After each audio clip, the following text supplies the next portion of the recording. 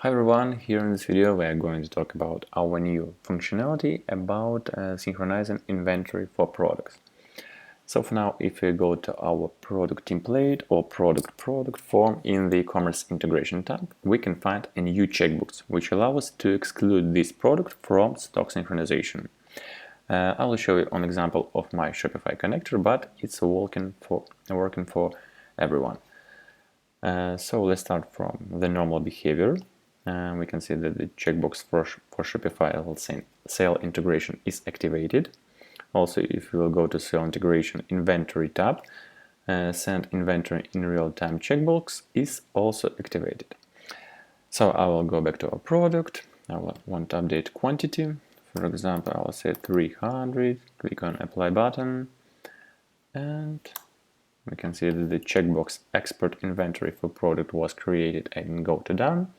And the quantity for my product was successfully updated in Shopify, 300. Okay, so now let's try to activate exclude from stock synchronization checkbox.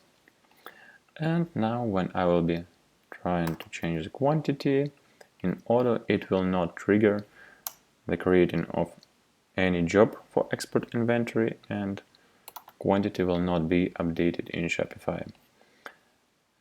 Same behavior, as you can see, yes, 300, not 321. The same behavior if I will try to do it manually with the use of export product quantities to external.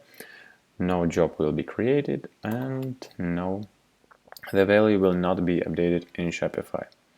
If I will disable again this checkbox and run export product quantities to external, job will be created and the quantity will be updated on the Shopify side. So let's also see another case. For example, I will update the quantity again, but I will activate my checkbox. For example, 400. Let's click on apply. And let's check the case with many products in the list view. For example, I select some of the product and will run export product quantities to external for this list. It will create our job